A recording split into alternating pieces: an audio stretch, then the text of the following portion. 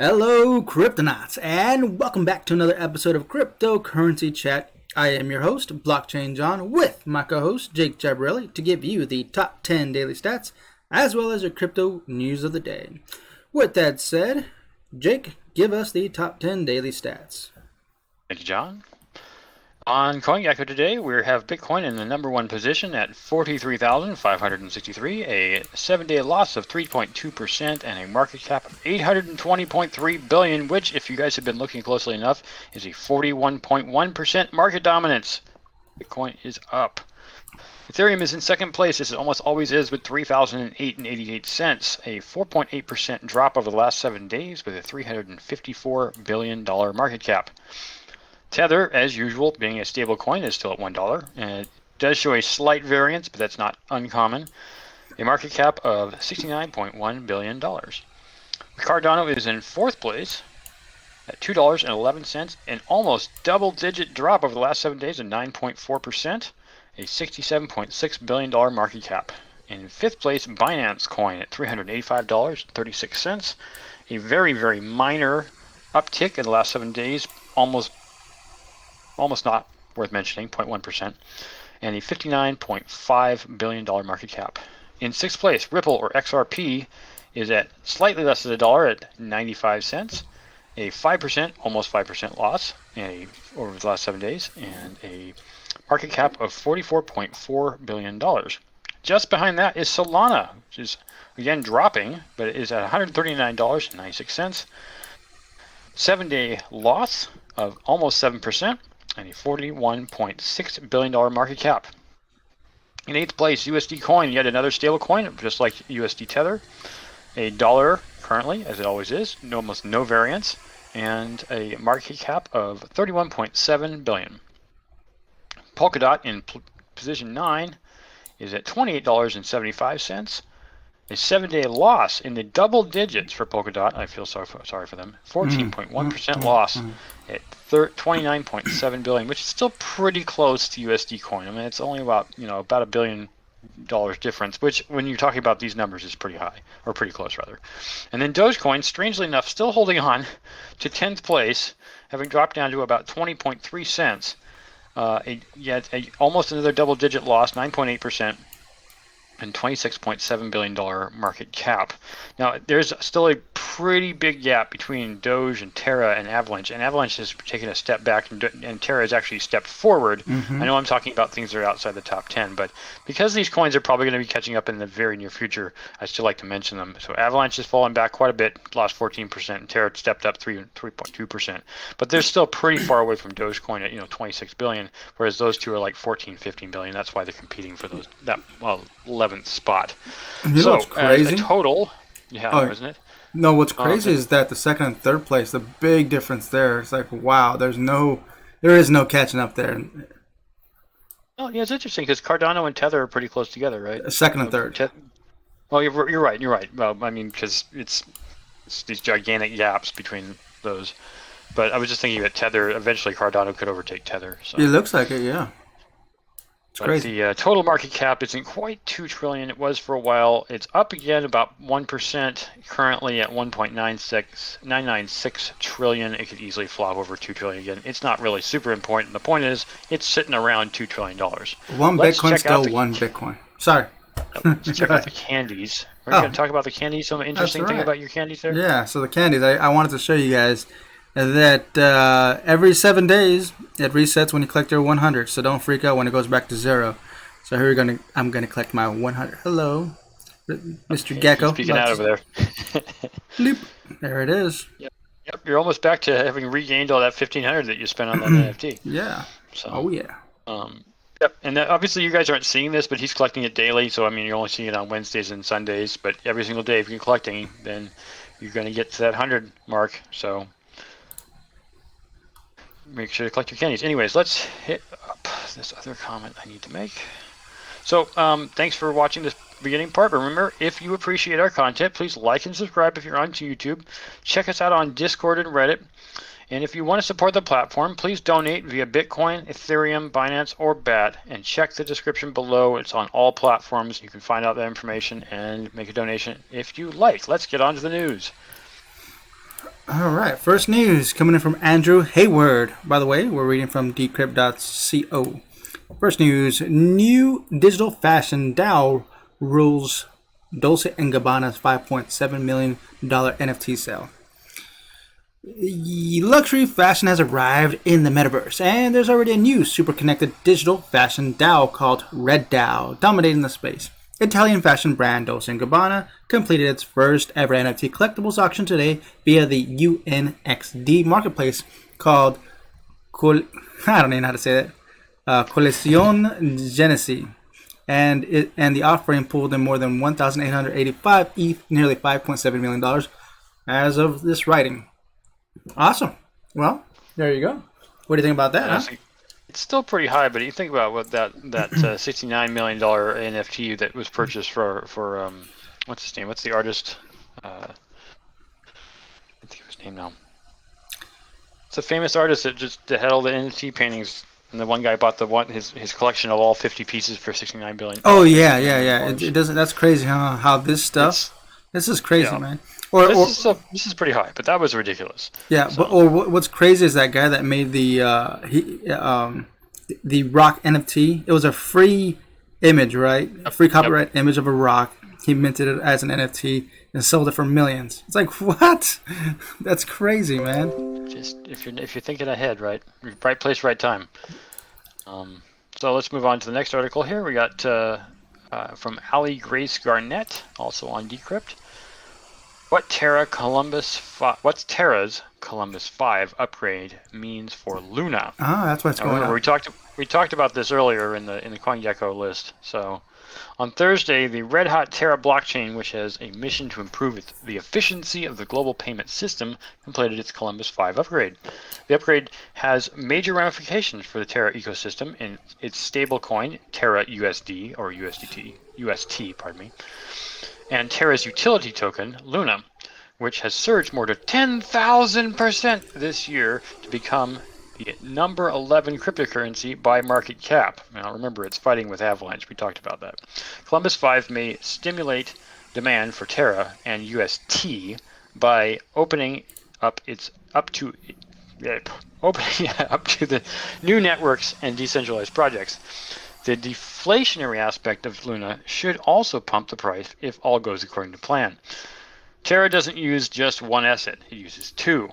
And what's good for UST is good for Luna, just for different reasons. That's because UST is an algorithmic stablecoin, meaning it leverages a second token, Luna, to maintain nearly equal value to US dollar. Luna, as Terra utility token, is minted when demand for UST is low and burned when demand for UST rises. That's pretty much the basic concept here. But to get on to what the point of this upgrade is, the upgrade comprises several major technological changes to Terra. The flashiest change is that Terra's utility token Luna, which is burned, and we just said that, is no longer being transferred to a community pool after burning. All Luna used to mint UST will now be burned permanently, and the existing community pool will also be burned. This switch to burning Luna that is used to mint UST, as we've been saying again and again, is likely to further boost Luna's value. As you increased UST transaction volume at an outcome that seems probable following this upgrade requires more Luna burning. All this places deflationary pressure on the asset, akin to the EIP 1559 effect that was on Ethereum we just recently talked about. So, just as important to Terra, already part of the Cosmos ecosystem has integrated Cosmos Inter-Blockchain Communications, IBC, not the drink company, protocol, known as Stargate. Is this complicated enough for you? Anyways, the increased compatibility with Cosmos, Internet of Blockchain, means data can be shared between Terra and other Cosmos integrated blockchains such as Polkadot and Solana, and of course soon to be Ethereum. The Stargate integration opens Terra up to hundreds more decentralized apps in the Cosmos ecosystem. In short, it's basically more useful now. So interesting. This is a really good upgrade then. This is an amazing upgrade. Yeah, so it's going to make Cosmos and Luna and as I mentioned, Solana more valuable and eventually Ethereum.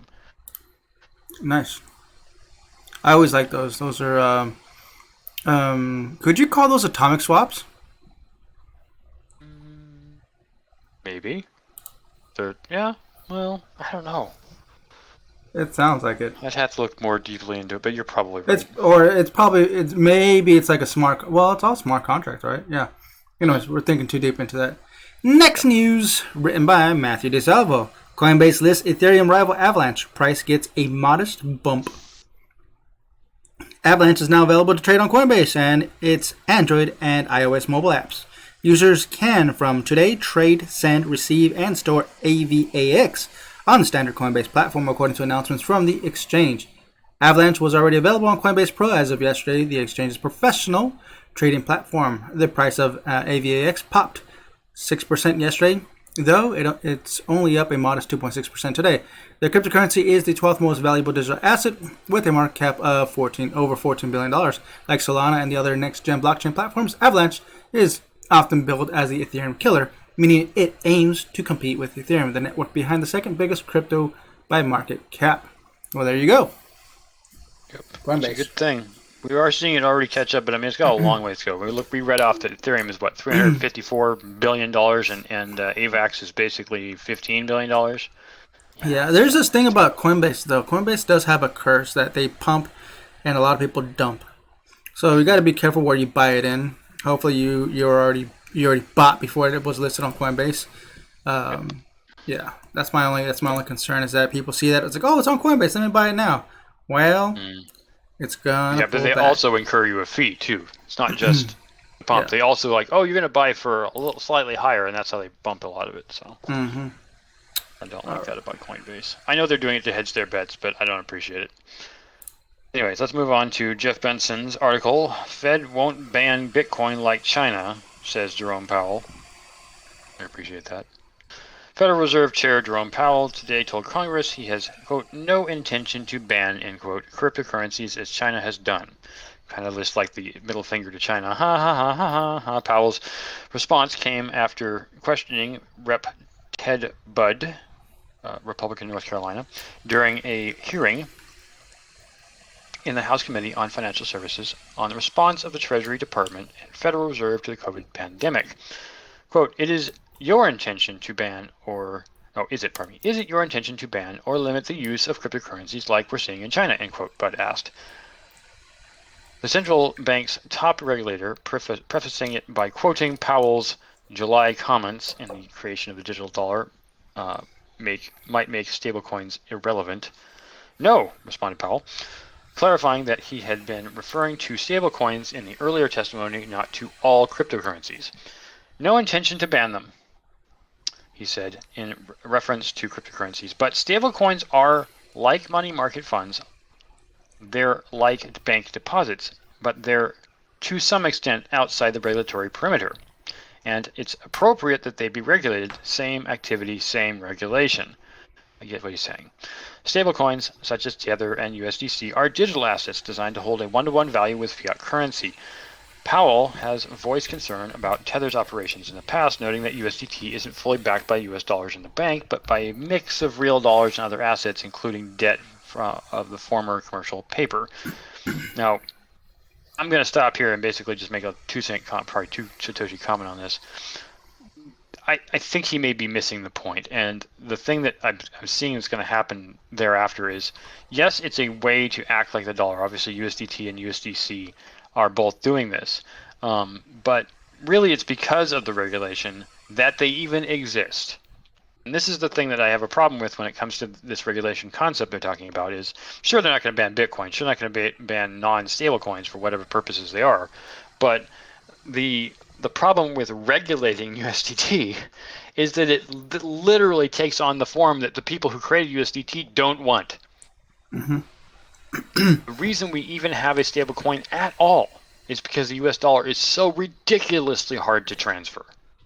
And that's obviously on purpose. The Patriot Act made sure of that. Yeah. But these stable coins, if you're not going to call USDT and USDC available and now they're going to be regulated like the US dollar, then they're just going to disappear. There's not going to be any point in even having them. Yeah. So, there's this bill out on the table that's I forgot what the main bill was, but there's crypto earmarks integrated on the back end that nobody's really paying attention to. But of course, crypto folks are looking into that, and it's basically it's basically enacting everyone in crypto that, or I guess maybe exchanges, that they're not allowed to do day trading. You have to play it out like a stock. You got to hold it for 30 days. But crypto is not like stocks, right? Oh, like, well, I mean, it's been analogized to stocks, right? But it's an easy way for people to understand it. Yeah, but it's not really that. Definitely so to try to manipulate the market, the crypto market, to act like it's a stock market, I think is going to severely hurt crypto. Yeah, no, I agree, and I don't think it's ever going to go that way. I mean, someone's going to try to push it. It's not going to stick. Like trying to nail water to the wall, in my opinion. We'll see, because they're talking about having it pass and be activated by 2022, like literally January 1st, 2022. So we'll see what happens. Well, then it's going to drastically change the rest of the market, and people are going to go to other things. So, I think what they're trying to do is try to stop the mass influx into crypto. Everybody's leaving fiat and moving into crypto, and it's so drastic that I think it's hurting the Federal Reserve, and that's probably who is behind all this. Well, they want to control it, and they're not going to. That was the point of its existence, is not for federal control. The federal government, I mean, they already have a way. It's basically, if you put money into this thing, and then you make a profit, you pay interest on the profit. No different than stocks. I think they should just let it be that way. It already works. Now, I get that the fact that it doesn't act the same way as the finance industry, and I keep wondering if it's the finance industry literally that have their hands in the back pockets of regulators, and that they're the ones telling them, hey, we need to stop this because it's messing up the US dollar and how we operate. And it's like, dude, if you don't like it, get into crypto. Well, here we go. Next news article written by Scott Chaplina. Regulation is the key to mass Bitcoin adoption. OK Coin CEO. All right, let's see what he has to say. In 2017, crypto exchange OK Coin, along with Huobi, moved its operation out of China and shut down support the yuan amid China's crackdown on crypto mining. 4 years later, China is still reiterating again and again its ban on crypto mining and transactions. Let's see. In July, OKCoin parent company OKCoin officially dissolved its Beijing entity, but OKCoin CEO Hong Feng is not terribly surprised by China's continued crackdown, and she says she's welcomed more regulation of the industry. Quote, "It's not that surprising that larger countries are more conservative on that front, and then smaller countries like El Salvador and others in Latin America are more proactive." End quote. She told Decrypt in an interview at the Messari Mainland Conference in New York last week, just 2 days before China's latest public statement sent Bitcoin tumbling. Yep. Okay, let's see. I want to scroll down, see if there's anything else. Regulating the surging crypto industry, Feng added that she has some sympathy with regulators who may struggle to keep ahead of the curve when it comes to the fast-moving pace of the crypto industry. Quote, "It's too much to ask the regulators to know everything that is leading entrepreneurs are working on, and at the same time being able to come up with sensible policies to allow innovation," end quote, she said. All right, scrolling down. What does Hong Feng think of CZ and Binance? In conversation about centralized crypto exchanges and how they approach regulation, Binance is never far out of mind. The largest exchange in the world by volume has also been a target for multiple global financial services regulators in the past year. To date, regulators in the UK and the Cayman Islands, Italy, Japan, Malaysia, Singapore, Holland, and South Africa have taken aim at Binance, some issuing consumer warnings, others placing Binance on investor warning lists, and others claiming the exchange is not licensed to do business in their respective countries. All right. I'll leave it at that. Yeah. Let's head to the next one from Jeff Benson. Meet the Czech aristocrat family turning NFTs two NFTs to protect a 700-year-old art collection. I think that's kind of smart, actually. A connection between Nazis and NFTs isn't obvious, but one exists as a result of the Nazis' habit of being meticulous record keepers. As they swept through Europe, killing millions, that sounds so drab, and claiming property as the Führer's prize, they issued receipts for whatever they stole. And that's quite strange, isn't it? Who would care? And the communists led a coup in Czechoslovakia in 1948. They followed the Nazis' example. The practice of issuing receipts for loot has since proved extraordinarily helpful. That was the case in 1989 when 28-year-old Czech prince named William Lobkowicz, I'm going to butcher his name, Lobkowicz, yes, returned from exile in America to claim his family's inheritance, a priceless collection of 40,000 artifacts dating back 700 years. I guess they didn't steal them either. Those works, which include 16th and 17th century paintings from Renaissance master Bruegel and Spanish royal family portraitist Velázquez. That's right, Velázquez. Velázquez, there we go, thank you. As well as hand-annotated manuscripts from Mozart, Beethoven, and Haydn are in danger again, this time by COVID lockdowns that have drained museums of patrons who help pay for their upkeep. Having overseen the collection for 700 years, the House of Lobkowicz is pining for hopes for cultural preservation on the invention that wasn't around 700 years ago, i.e. NFTs. In the middle of October, the family is throwing a forum and gala in the Lobkowicz Palace, part of the famous Prague Castle, that sounds interesting, which was finally returned to the family in 2003 after a 12-year court battle. There, it will host a free exhibition of prominent NFT works, including an Edward Snowden NFT, purchased by Pleaser DAO for $5.5 million in ETH this April. Wow. And there's a picture of it here if you guys are watching. It will also use the event as a launchpad for the family's own NFT aspirations. So this is kind of a neat, honestly a pretty neat idea when it comes right down to it, because it's documenting, like they were saying, this documentation of the Nazis and the communists to prove that it was stolen. Well, in this case, prove that it was not stolen, proves it was technically owned by the family. But I guess they're going to get everything back together, and if we can just keep up with the blockchain forever, it could exist indefinitely to prove that they technically own it. Mm-hmm. All right, next news written by Andrew Hayward. TikTok to release Ethereum NFTs with Lil Nas X, Gary V, Grimes.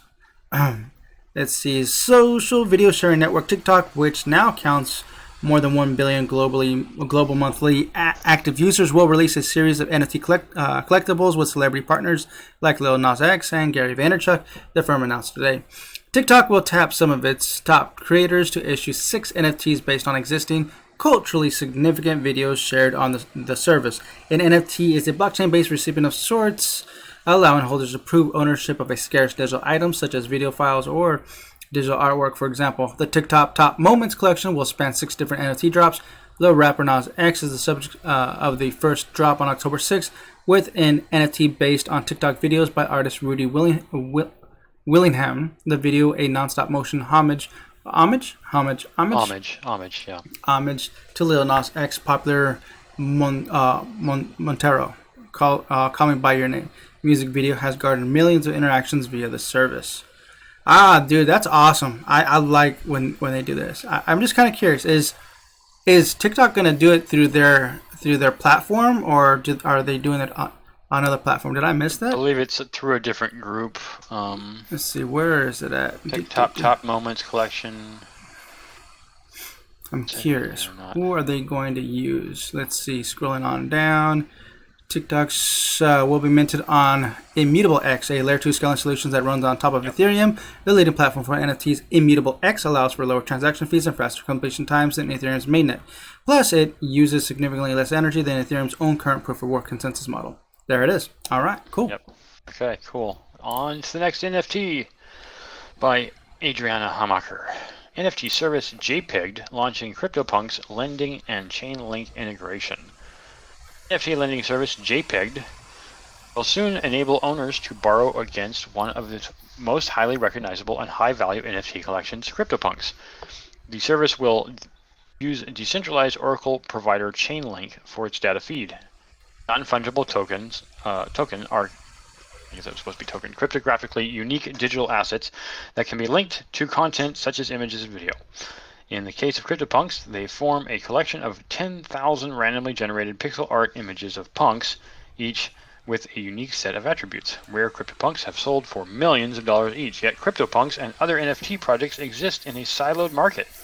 The team behind JPEG said in a statement shared with Decrypt, their aim is to better integrate these collections within the wider decentralized finance sector so that users can access liquidity by using their NFTs as collateral, while still retaining ownership of the tokens themselves. I can definitely see that as having value. JPEG isn't the only service in this fast-moving sector, including NFT-Fi. That actually sounds a little bit less easy to say, but more accurate. Backed by Roham, oh man, this guy's name, Gozalu, CEO of Dapper Labs, the company behind CryptoKitties and NBA Top Shot. DeFi money market, Aave, has also tapped into the concept of Aave Gotchis. Yeah, Aavegotchis. Aavegotchis, yes. NFT crypto collectibles used in the game universe. Every Aavegotchi has Aave tokens staked inside them as collateral, meaning that each one generates yield on Aave. So it's, I guess we should probably go just a little bit into Chainlink. This is kind of interesting. The JPEG, which is governed by the Decentralized Autonomous Organization, or DAO, is offering CryptoPunk owners the opportunity to open up a so-called NFDP, or non-fungible debt position. This works by allowing them to deposit the CryptoPunks into a smart contract and mint a synthetic stablecoin, or PUSD, which provides them with liquidity and the ability to earn yield in DeFi. In addition, JPEG have introduced safeguards for extra investor protection. Its insurance mechanism will be the first of its kind and will give depositors peace of mind that in the event of liquidation, they can repurchase the NFT from the DAO instead of being instantly sold on the secondary market. So when they're saying kind of a neat idea. When they're saying JPEG, I'm thinking about the file format, but in this article, it sounds like a company. It is a company. Oh. Their name, literally, their name is JPEG. Like pegged, something was pegged, but it's using the word JPEG as their name. Anyways, double entendre, right? Okay. So, cool. All right. Next. Let's go to the next one then. All right. Let's see what is Axie. Where am I at? There it is. Written by Andrew Hayward. Ethereum game Axie Infinity rewards early players with $60 million AXS airdrop. Yep. Axie Infinity has quickly become the biggest player in the burgeoning crypto gaming space. The Ethereum-based monster battling game exploded in popularity this summer, and now the project is rewarding its early supporters by airdropping some $60 million worth of governance tokens as a new staking feature rolls out. Today, developers Sky Mavis announced Mavis announced that it has launched the long-awaited staking capabilities, which lets AXS holders lock the governance token within the network in exchange for gradual rewards. A governance token is essentially a type of crypto token that grants its holders certain rights and privileges.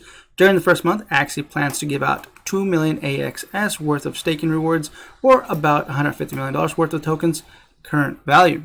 As part of the new staking push, Axie Infinity will hand out 800,000 AXS tokens today to players who were part of the community as of a snapshot taken on October 26, 2020. Well before the game's recent surge, the amount of tokens each user receives depends on factors such as number of monsters and Lamplot NFTs owned, battles won, and marketplace activity. That's cool, man. I bet you every game is going to start doing something like this, airdropping, snapshot. Gala's doing the same thing. There it is. They already talked about it. Nice. So it's massive. It's the same thing that happened with Uniswap when it came out. People who bought in early got paid out a gargantuan sum. It was like 400 tokens right off the bat, and at the time when the price hit, it was each token was worth $8. So if you got invested early, you got $3,200. Now, granted, Uniswap is worth more than that now, but in the beginning, $3,200 right off the bat was an amazing amazing amount of money for people who got in early. And that's $24. Wow. Yeah, so that's 3 times what it was. But yeah, you would have to wait until now, which is almost a year later. Mm-hmm. Anyways, yeah, it's brilliant. I'm really looking forward to this with more games doing the same thing. Like I said, Gala was one of the first, and they're already releasing their 3rd game. So, cool. Very excited. Let's move on to Liam Frost's Canada gets its first multi-crypto ETF pegged to both Bitcoin and Ethereum. This sounds interesting. Canadian Exchange Traded Funds ETF provider Evolve Funds Group, interesting like EFG, has launched their country's first multi-crypto EFT on the Toronto Stock Exchange. You know what this sounds like? Sounds like just because Canada did it, now the U.S. is going to try to do it. Like, hey, Canada's doing it. Maybe the U.S. will. The Evolve, yeah, maybe. It's proved it's possible, I guess is what I'm saying. The Evolve Cryptocurrency ETF, trading under the tickers ETC CAD unhedged units and ETC.U USD unhedged units. The Evolve Cryptocurrencies ETF will initially invest in Bitcoin ETF or EBIT, and Ether ETF or Ether. For those of you who can't see that, that's ETHR. An ETF is, we talked about this before, but basically a type of security people can trade on without actually having to own anything. Despite initially thinking that Evolve Cryptocurrencies ETF was the first multi-crypto ETF in the world, Raj Lala, president and CEO of Evolve, told Wealth Professional that he received a message from a Brazilian issuer correcting the misconception that there may be a couple in other parts of the world, but I know for a fact that Canada's first, and I think that it would also be first, and North America's first, he said. Canada races ahead of the U.S. Go figure. Mm-hmm. It's the nicest place in North America. Even though I'm not going to go through all this, while the Bitcoin ETFs, the purpose, anyways. Even though these two cryptocurrencies are somewhat correlated to each other, they have had different return profiles, he noted. So by putting them into one ETF and accessing both at the same moment, you're taking some of the guesswork out. And this is actually pretty good, I would say, because it's like, for a while there, Bitcoin and Ethereum kind of followed each other, just the way Litecoin followed Bitcoin in price. But now Ethereum is a beast of its own because of all the NFTs that are sitting on top of it and stablecoins. And so it doesn't move with Bitcoin anymore. So if you own both, you get a little bit of fluctuation in there, and since the price isn't changing exactly the same way and is not directly correlated anymore, you actually have a little bit more safety. So I can see why they want to tie these together. And I'm sure that's going to happen in the U.S. as soon as this gets passed. So, yay, Canada. Go, Canada. Yeah. Show us how it's done, right? Exactly. Because we don't have the smartest people to figure it out. Bam! Left hook. All right. Next news article written by John Roberts. Binance hires IRS agent who helped crack Silk Road case. Binance, the world's biggest cryptocurrency exchange, announced on Wednesday that it has hired a pair of IRS sleuths to help it improve compliance. The hires are part of a larger push to reform the company's reputation as a scofflaw? Scofflaw. I've never heard that word before until now. Scofflaw.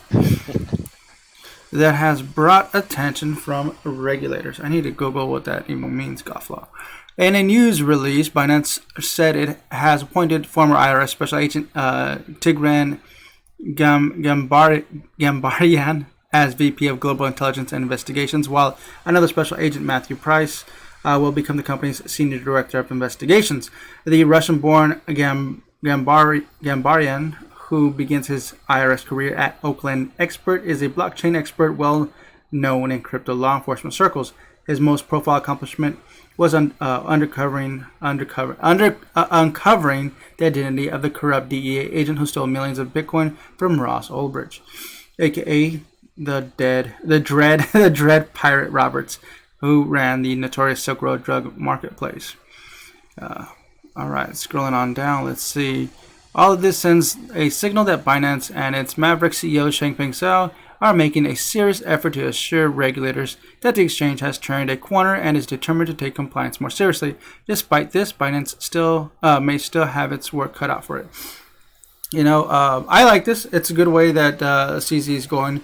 But, of course, he's pretty much he turned to 180. Obviously, eventually he was pushing. It sounds like he was pushed into a corner, and there's no way out. Otherwise, the whole globe was just going to shut him down, and there was going to be no business for him. So either you follow the line, or you're going to be banned from the world. And that's unfortunate, because that just shows you the reality that there's a higher power out there that makes decisions for you. That's unfortunate. Yeah, Even in is crypto. one of those things. It's been doing it for decades. It's Yeah. nothing new. So, continuing on to another Liam Frost article here. We have billionaire investor Shamath Palihapitiya. Bitcoin has effectively replaced gold. And I agree with him. In fact, who are they again? The guys that founded Gemini. The Winklevoss? Winklevoss twins predicted this already, so it's nothing new, but I will get into this. The billionaire investor, Shamath Palihapitiya, chairman of the spaceflight company Virgin Galactic and owner of NBA team the Golden State Warriors, has argued that Bitcoin has effectively replaced gold. I don't think that's technically true yet, but it's on its way. It's very hard for me sitting here to give you a price prediction, but I can pretty confidently say that Bitcoin, I think, has effectively replaced gold. Palihapitiya opined, speaking to CNBC's Scott Wapner at the Delivering Alpha conference on Wednesday. He added that it will continue to do so, and so the market cap is just going to grow. Now, like I said, if the Winklevoss twins have their way, Bitcoin will be worth $2 million per coin. Bitcoin isn't the be-all and end-all for Palihapitiya, though for the first time, I think we're seeing the initial versions of the solution that we thought Bitcoin was supposed to be, he told Wapner. Smart contracts, better savings accounts, better insurance, better credit scoring. Oh, I'm looking forward to that. That, he said, is happening throughout decentralized finance platforms being built on Ethereum and Solana. Nevertheless, Palihapitiya's focus remains primarily on Bitcoin, with the billionaire stating that he has only put a small capital outside of the biggest cryptocurrency, though what he considers small might raise some eyebrows.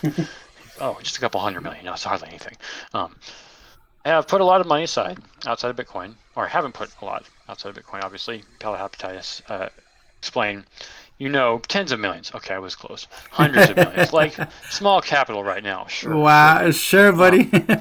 It could get very big, but irrespective of what I do, I will say we all need to pay attention to it, because I think the implications are enormous. And he's not wrong. So without going into more detail on this article, yeah, he's right. It is going to replace gold. It's going to increase the value. And I think I know I've personally made a prediction on this very podcast that Bitcoin would never go over 25,000. But I'm going to rescind, not that I didn't already, my comments, and say that I would not be surprised to see, not by calling it, not by saying it will never happen, but I would not be surprised to see Bitcoin reach $500,000. Okay, that's going to happen. I wouldn't be surprised to see that. 100,000 in our lifetime. How about that? Yeah, that's 10 times what it is right now, roughly, a little bit more than 10 times what it is right now. So, if you even just considered buying a tiny amount of Bitcoin and storing it on Celsius, because you get paid interest, at least for now. Yeah, exactly. You can make what, 6% or 3%? I think it's 6% on Bitcoin, right? Yeah, 6.2 or so. Yep. So buy your $1,000 worth of, use our referral code, buy your $1,000 worth of Bitcoin, and then in, let's say, a few years, I don't know how many years that would be, because I have no idea, I don't have a crystal ball, it reaches 100,000. That's going to be 20x over its current value. That $1,000 is now $20,000. Yep. And you did nothing, plus you get the interest. So do that. Yep. Referral link in the description below. All right, next news article written by Ek and Jank. Gelato Network raises $11 million to automate dumb contracts on DeFi.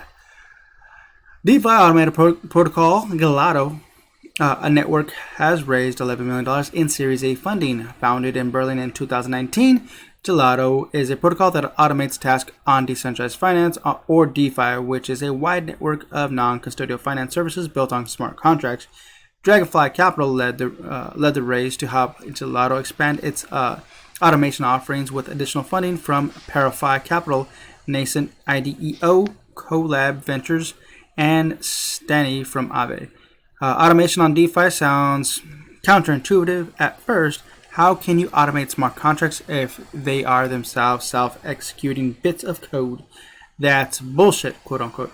Gelato co-founder Hilmar Orth told Decrypt, smart contracts, quote, smart contracts are actually not smart. They're pretty dumb, end quote. If nobody executes commands that are defined in smart contracts, nothing will actually happen, he explained. That's actually a true statement. If a DeFi protocol claims that it will compound the interest on your holdings every day, what usually happens is that there are bots running in the background that call the necessary function in smart contracts to make that happen. Most DeFi projects try to build and run these bots themselves. Gelato, powered by its token Gel, provides the infrastructure for developers to deploy those bots. So far, it's available on Ethereum and Phantom blockchains, as well as Ethereum Layer 2 solutions, Polygon, and soon Arbitrum. Last month, Gelato released Kono Finance, the interface for bots that optimize debt payments on lending platforms Aave. It helps prevent traders from getting wrecked when they are close to liquidation. Since liquidation happens when a user's collateral to debt ratio falls below a certain level, Gelato's bot quickly rearranges a user's finance by selling some of their highest value collateral for the debt token owed to Aave, a task that can't be manually done as fast as a bot.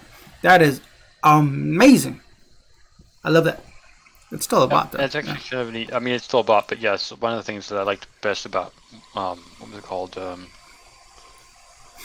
Was it Auto Network? I think it was Auto Network. Was one of the first automated DeFi groups that I used, and the reason I stopped using it was because even though it was automated, there were quite a few rug pulls in the group, and I just I don't really want to mess with this. So I went back to Pancake, where they actually started with version 2, a brand new automated recompounding on their own Pancake or Cake token. Which I still use today. Pardon? I still use that today. Yeah, I use it myself. I've been using it since March, and even though the interest rates on DeFi in the beginning for Cake were probably in the thousands of percent, the fact that it's down to 75% APY even now is not that bad. So... I would challenge anyone out there that wasn't running a loan sharking program to tell me where they could get higher than 15% APY on any stock or bond or US dollar value on anything. Honestly, I mean, you might be able to do better with Tesla or Amazon. It's just as far as the increase in the price of the stock. But the likelihood of you getting like a dividend payment out is never going to be more than like 9%. Pretty much. This is all for entertainment purposes only, not financial advice, folks. Oh, I know. I'm just telling you my experience. Yeah. So, moving on to Dogecoin from Scott Cipollino. Dogecoin co-creator Ethereum bridge and NFT purchases would help Dogecoin? Not really a question here. Dogecoin co-founder Billy Marcus has said that Dogecoin, D-O-G-E, needs an Ethereum bridge and inclusion by NFT marketplace as payment option in order to boost adoption of the cryptocurrency. Who's using Dogecoin? Didn't we tell you not to use Dogecoin? Right. Two things I believe would help Dogecoin: completion of Doge ETH bridge. That sounds so wrong. And NFT platform OpenSea, allowing Doge ETH token to be used for purchases. It's not going to work, I man. guess he's trying to finally make Doge practical, which it should not be doing. NFT purchasing is in high demand with crypto, Marcus added, noting that enabling the use of Dogecoin for non-fungible token purchases greatly increases its utility. Yeah, that's technically true, but Dogecoin is a meme coin. It doesn't have a purpose. Marcus is not the only one who's pushing for greater Dogecoin adoption. Shiba Inu themed cryptocurrency has a net positive year to date. Now, Shiba Inu, obviously being a puppy coin or a knockoff of Doge, does actually have a purpose. So it's not really that weird that it would be, because it's a DeFi platform. But Dogecoin is not. Anyways, you know what's interesting? I do want to go on a side tangent real quick on this. Okay. So the first coin obviously was Bitcoin. Then the evolution from that came Litecoin, and then from that came Dogecoin. In that order, it came off of. So Litecoin came off of Bitcoin, Dogecoin came off of Litecoin, and Shiba came off of Doge. Yep, there's a multi-factor depreciative step system there. Yeah. So the price of Dogecoin had increased from 0.004 cents to its current price of 0.20 cents Wow. since January 1st, 2021. Anybody who got in before that, I'm one of those people, made off like a bandit. Along the way, Dogecoin peaked at a price of 72. This is 68 is wrong. Helped along by the enthusiastic endorsement of Tesla CEO Elon Musk. If you don't already know this, then you have not been paying attention to the internet. In May, Musk said that Dogecoin could hands down beat Bitcoin if it sped up its block time and block size by 10x. Did he not realize that Doge is a limitless coin? It can't beat Bitcoin. Through the year, Musk has been one of Dogecoin's biggest advocates, and his tweets have frequently sent Dogecoin prices soaring. He's also been advising Dogecoin developers with a view to making the cryptocurrency cheap and easy. It is cheap and easy enough for everyday purchases like buying a cup of coffee. Elon obviously has a background in payment processing because he came from PayPal. Dogecoin developer Ross Nicole. Who wrote this? They're writing like very really obvious stuff. It's like I know it's for people who don't know what's going on. Oh, Obviously, okay. that our I listeners apologize are then, very well Scott. involved. Yeah, anybody who's new to the podcast is now learning about Dogecoin right now. Adam Aron, CEO of the AMC movie theater chain, is open to seeing Dogecoin used for payments. Earlier this month, AMC announced that it would likely take Bitcoin, we did talk about this, and other cryptocurrencies, online payments, but left Dogecoin out of the mix and then rolled it back in. The one thing I wanted to make note of here was Dogecoin doubters, because I thought this was the funny part. Musk and Marcus may believe in a Dogecoin future, but the meme cryptocurrency is not without its critics, me being one of them, including Marcus' fellow Dogecoin founder Jackson Palmer. Since helping to create Dogecoin, Palmer has announced that he wants nothing to do with cryptocurrency or any current cryptocurrency for that matter. After years of studying it, I believe that cryptocurrency is an inherently right-wing hyper-capitalist technology built primarily to amplify the wealth of its proponents through a combination of tax avoidance, diminished regularity, oversight, and artificially enforced scarcity, Palmer said in a tweet this summer. Yeah, I remember that. Remember that? We did read that. I do remember that. No, I know. It was hilarious, but it's just like, okay, dude, you can have no cryptocurrency and we'll just make millions without you. But not on Dogecoin. Don't buy Doge. I know you guys have already bought a lot of Doge. Maybe not our listeners explicitly, but new people to this show, please don't buy Doge. It is not a good idea. Yeah. We're not just saying that like Warren Buffett saying don't buy cryptocurrency because he's buying it on the side. No, we're saying don't buy Doge because it is a meme coin. It's a meme coin and has an infinite coin cap. Yep, it has no coin cap, which means that you could expand forever, and the value could also go back down to 0.0000 nothing. Yeah. Now, if there was a cap on it, and if there was some use case on it, then sure, why not buy it? You know. Well, that's what they're trying to do, right? So. Yeah. Next news written by Jeff John Roberts. Visa unveils Layer 2 network for stablecoins, central bank currencies. Credit card giant Visa has bet big on crypto in the last 2 years, forging relationships with blockchain companies and even buying a CryptoPunk NFT on Ethereum. Now the company is expanding its crypto ambitions. Visa announced on Thursday the outlines for what it's called a universal payment channel that will facilitate transactions between various stablecoins on the central bank digital currencies, CBDCs. The idea is to create a digital currency equivalent of the existing international payment experience, one that lets you pay for something in another country with a debit or credit card that draws funds from an account in your home country. That process relies on legacy networks run by banks and credit cards and is based on national currencies, not blockchains. In launching its universal payment channel, Visa is trying to replicate that system for the blockchain era. Driving this bet is a belief that stablecoins such as USDC, a digital token backed one-to-one to the US dollars, and CBDCs like the one issued by China will become commonplace. There you go. Invest your millions into USDC, you'll be rich. Well, when it comes to Visa, right? Yeah.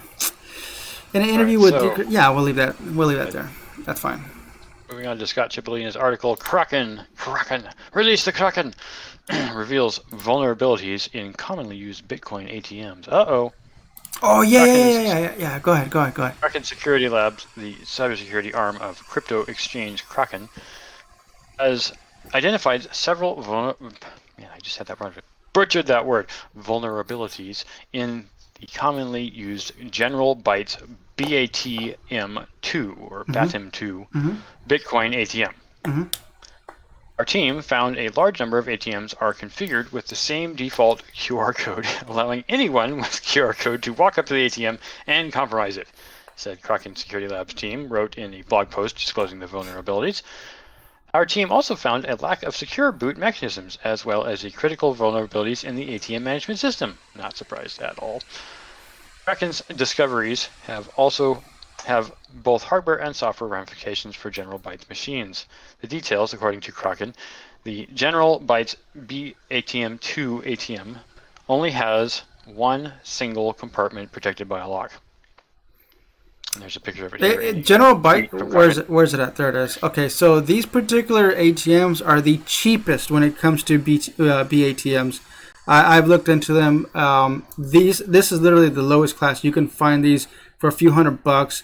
But if you're buying them directly from China, if you're buying them within the States, it's obviously a third-party consumer that's always trying to crank up the price, and they're charging like 4x the amount of these units. But these things they're garbage. You literally, if you drop it on the floor, it's gonna just break. It's like, no, you don't want that. You don't want that at all, man. Basically, it's Harbor Freight for Bitcoin ATM. Bypassing it provides direct access to full internals of the device, Kraken said, adding that the attacker could compromise the cash box, embedded computer, webcam, fingerprint reader, etc., etc., etc. Basically, it's a hunk of junk. Don't buy it. Improving security. Kraken provides a series of remedies for both end users and operators. I think the best way is just don't buy these things. Yeah. So it's unfortunate, and I'm glad they found this because at the same time, it's like you guys in the United States, if you've ever seen this. For those of you who aren't in the United States and still buy petrol or gasoline, one of the tricks was that people would crack open the gasoline pump and put in a fake credit card scanner and then basically steal your credit card number when you put your credit card number in there. And even though you still get to pump gas, they're stealing your number. So in order to, basically show that these things haven't been tampered with, they have to stick these pieces of red tape over the edges of all the machines so that you know that they haven't actually been tampered with. But yeah, this machine is junk. I mean, how would you know, right? Bitcoin ATMs aren't necessarily just for people who are noobs, but at the same time, if you see one of these things, don't use it. Yeah, use a legitimate BATM. All right, next news. Let's see here. Where we at? I gotta scroll down. I don't have Windows open like you. I gotta find this stuff. Here we go. Why China's latest Bitcoin ban is bullish for DeFi, written by Shuao Kong. Last week, China banned Bitcoin yet again or that's how a large chunk of mainstream news outlet reported it.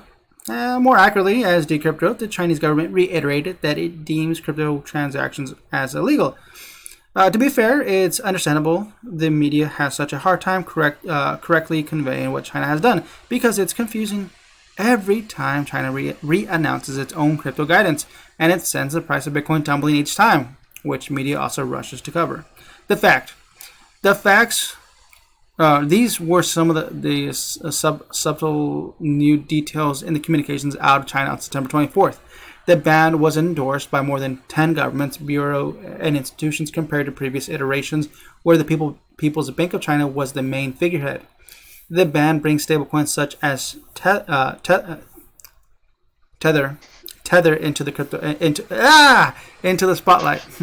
The ban covers not only crypto trading but also adjacent industries that promote crypto. The government will have no obligations to protect citizens who willingly buy into crypto schema. Okay? All right. Yep, China's banning it again. Sounds like the latest ban. Wow. Yep, for ban. What's it? Joshing Redemption when Red goes out to. Well, I'm up for rejection again. Not parole, rejection. That's stupid. Actually, I want to read this part here. The interpretation. The latest ban is not rhetorically different from the previous ban, but it could be enforced more rigorously given the numbers of government departments that are involved. The Chinese crypto community, also including DeFi protocols, has taken a better safe than sorry approach by blocking Chinese users. The risk of being investigated is just too high, both in terms of physical and business safety. There's very little impact to the wider crypto community because the May ban already shocked the market. Again, mainstream media went nuts covering this, but people in crypto already know China's crypto stance all too well and reacted with a shrug. In Chinese crypto circles, there is also a sense that centralized exchanges, the companies that have to worry most about the government's indicate, are becoming increasingly irrelevant. What could still be concerning is a potential crackdown on OTC trading. This would cut off Chinese retail investors and maybe even high net worth investors further from accessing the global crypto market. That would impact crypto prices from a demand shortage perspective. There you go. All right. We do Okay, it. got So, 10 more news to go, or you're gonna? yeah, I guess so. Well, without a doubt, I don't want to downplay the crypto community, the Chinese crypto community, because they actually do hold, they have a lot of fiat in crypto. So without them, this wouldn't be, crypto wouldn't be, the market cap would not be this high. You know, if they pulled all their funds out, you would see how much it really is. They have a lot of money invested into crypto. Yes, they do. Yeah, no, and it just seems, to me, it seems, obviously I don't understand the CCP's idealism when it comes to it. I think it just has to do, I'm guessing it has to do with control. They're trying to use their own, yuan, in order to, and the digital yuan in particular, they're trying to use that to control everybody. It's this very, not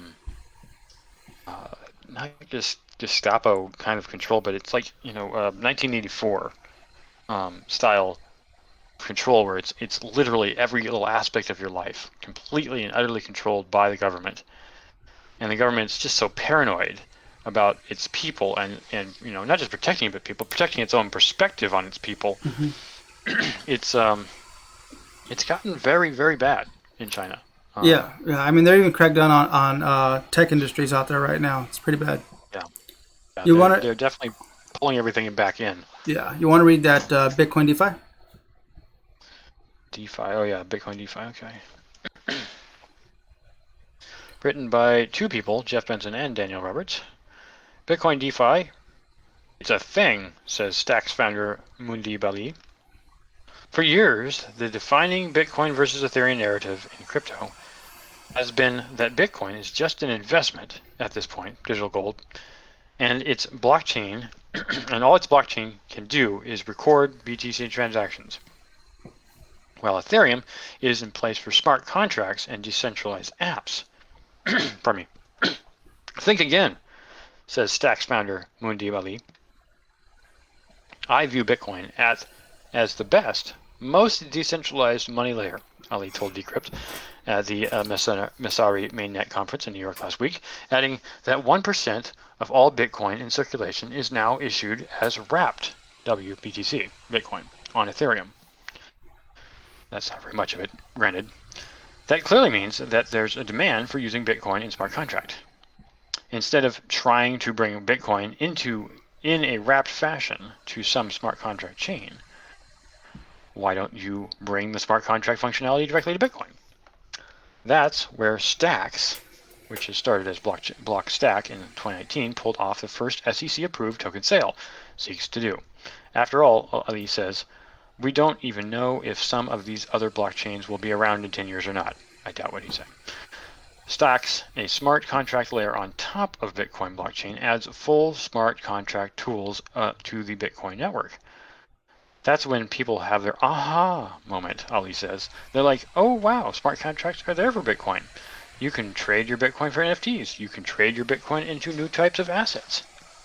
But even several years into Stacks, Ali finds himself fighting the misconception that smart contracts and Bitcoin can't mix.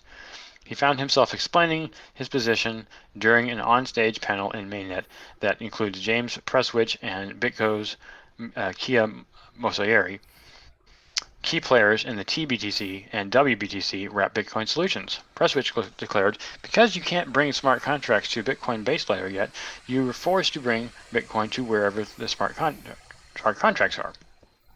They're both right. Ali doesn't classify Stacks, which brings the smart contract functionality, as layer 1 technology like Bitcoin, because it relies on the former. Nor is it a layer 2 protocol like Lightning.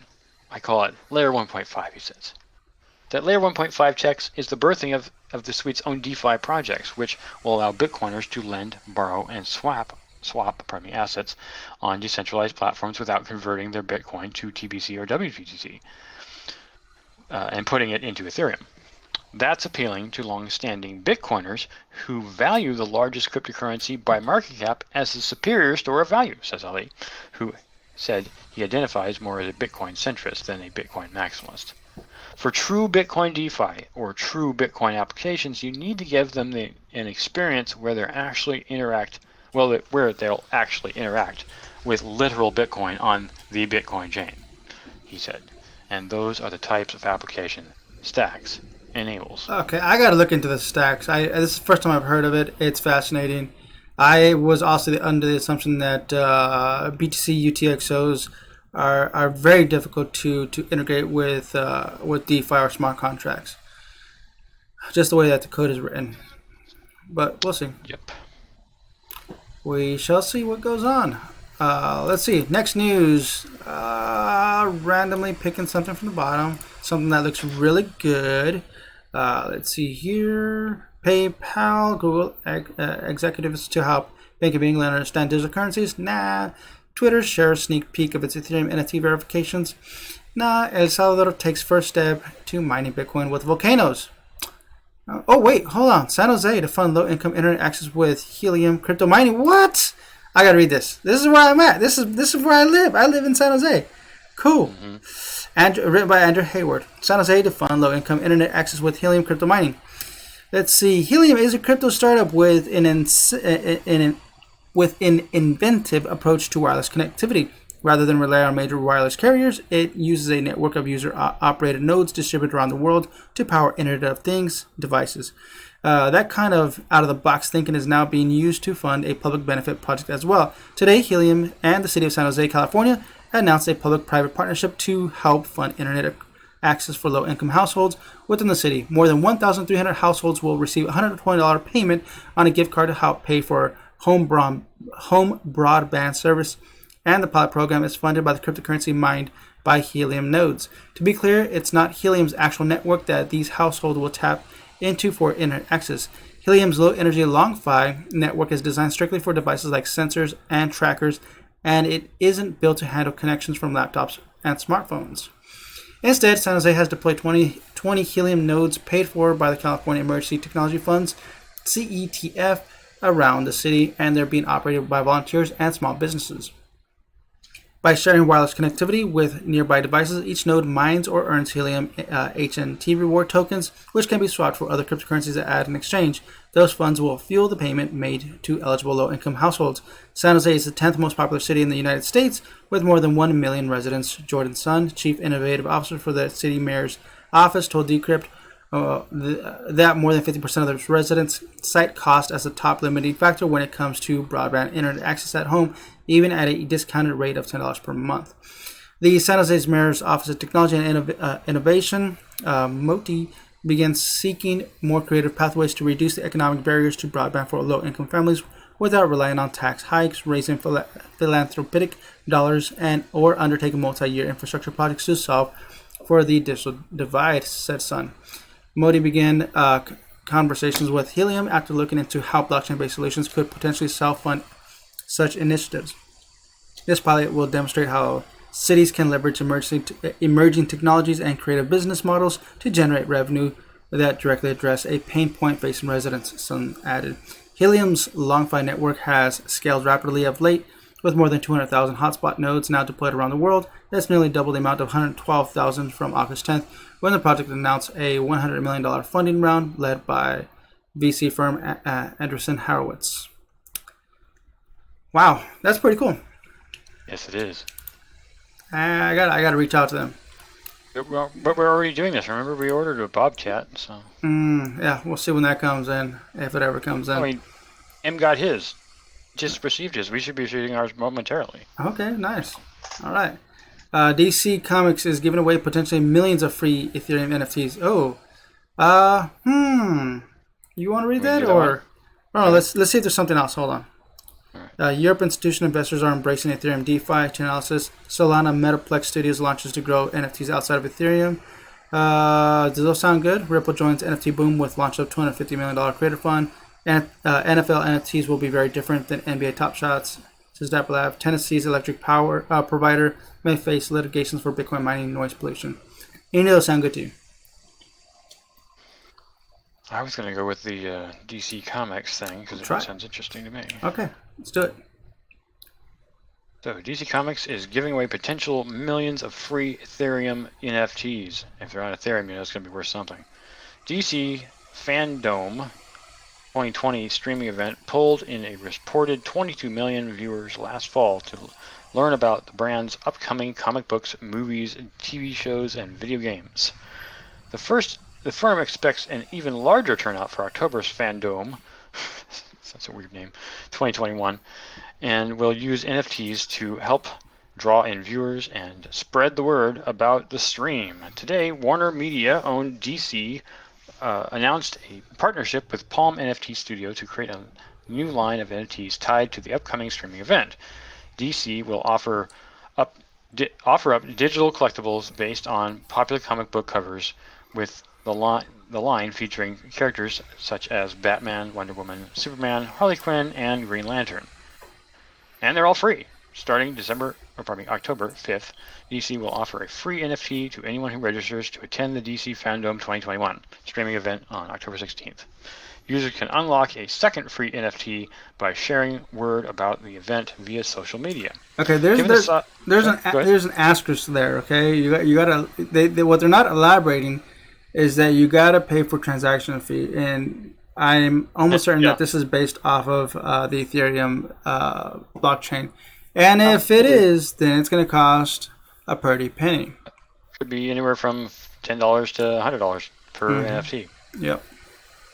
So yeah, it is free technically, but I mean at the same time the whole point is the NFT craze, right? And then the secondary point is that because of the NFT craze, those supposedly, let's say, unique as they almost always are, NFTs are. Well, I mean, they are because of what they are, literally non-fungible, but could be worth something in the future. Maybe. Hey, I got to go to this event digitally, and I got this NFT digitally. Maybe it's worth something. Maybe. Probably not. But who knows? They're technically all unique. So is it an attempt to get more people on board? Yes, it is. Will it work? Yeah, it might work. Yeah, I think so. I think it probably will. So. All right, let's see. Is there anything else? European institutional investors are embracing Ethereum DeFi. Solana Metaplex Studio launches to grow NFT outside Ethereum. No. Elon Musk. I like Elon Musk. It's not possible to destroy crypto, but governments can slow it down. That is true. I agree with you, Elon. Another Elon Musk. Dogecoin trading hamster has mad skills. Okay, Elon Musk, you're crazy. The Sims creator is releasing an NFT game that plays on your subconscious. What? I might want to get into that, but let me see.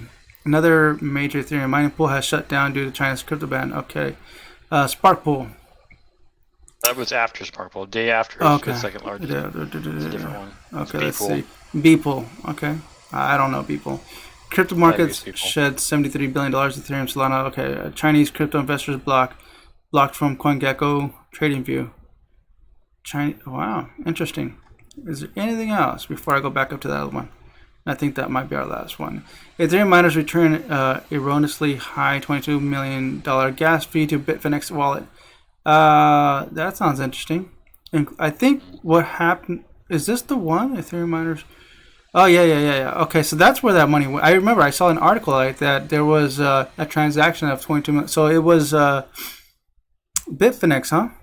Or it had to be a user. Had to be. Imagine that, dude.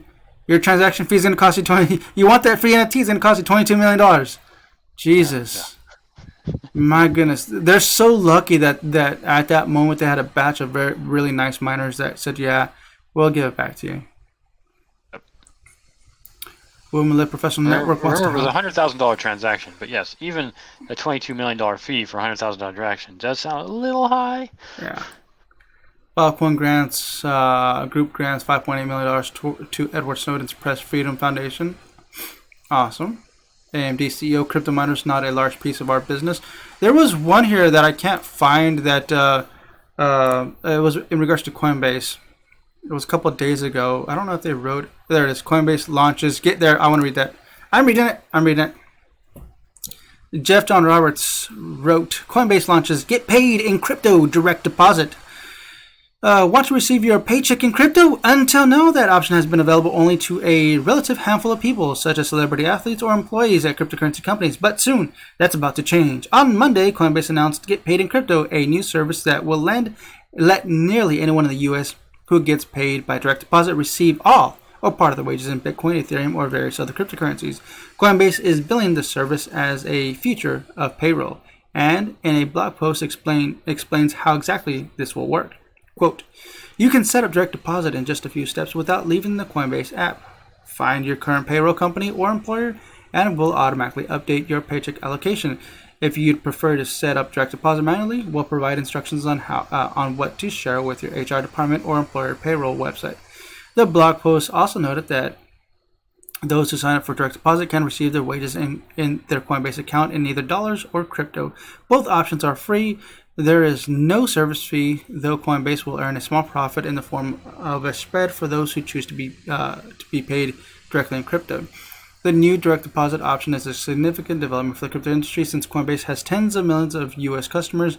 If even a small percentage of them sign up, it could increase the overall demand for Bitcoin and other digital assets.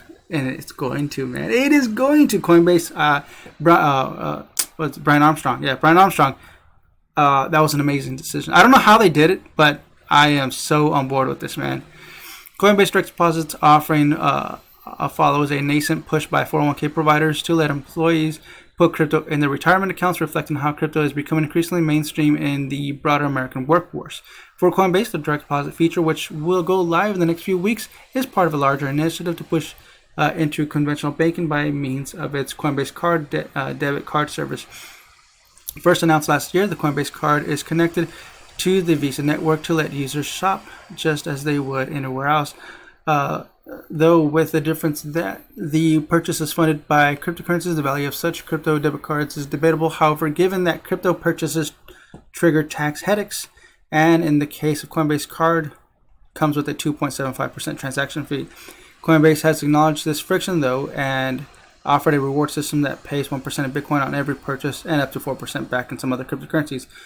Crucially, this debit card also lets users pay with no fees and receive rewards if they use the stablecoin USDC or arrangements that offers an economic advantage and likely avoids the tax headache. The new direct deposit is also likely to provide appealing to some customers that give it offers a way to sidestep Coinbase's transaction fees on crypto purchases. There is currently a waiting list for the Coinbase card, which recently integrated Apple Pay, but a company spokesperson says numerous customers have already received one and are using them in the wild. She added that anyone who signs up for direct deposit will automatically be eligible for the card. More broadly, Coinbase's new direct deposit offerings come at a time when a wide variety of financial upstarts are challenging traditional banks for their business. Those including not only crypto companies, but fintech companies like PayPal, Venmo, Square, and SoFi, which have been rapidly integrating crypto features themselves. Boom. I love it. I'm going to do it. No BS. I'm all in. The only thing that I'm kind of concerned about is that I need to have access to tap to pay. Now, if Coinbase allows me to integrate my tap to pay system, then I'm completely on board. Or be able to transfer fiat into other bank accounts. If I can do that through Coinbase, then I'm on board. Because obviously, you know, I gotta pay bills. So if Coinbase can allow me to transfer money from there to other banks, I'm all on board. If they're saying, hey, we're only gonna you can keep your money here and you're only gonna keep it here, and you can transfer it out back into your bank, I guess I could do that. It's annoying because once it's in my bank, I gotta wait 5 days and then transfer it to another bank account. That's another 5 days. It's like that's no. Tap to pay. Let me do my transactions that way.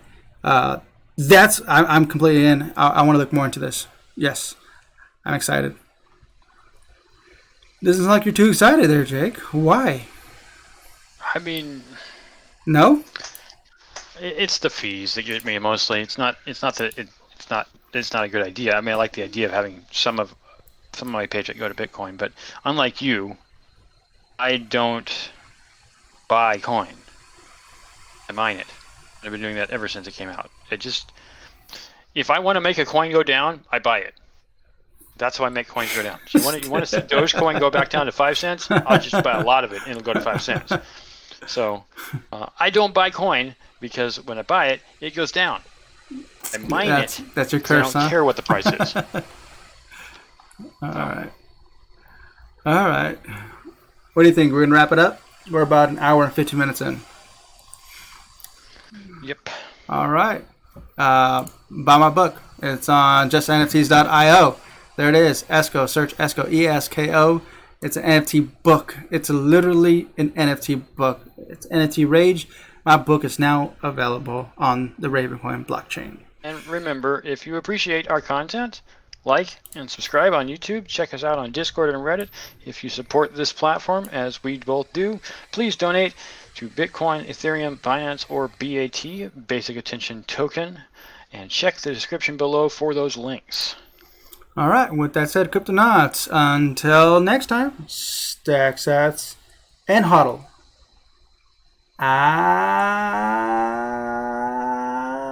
Adios.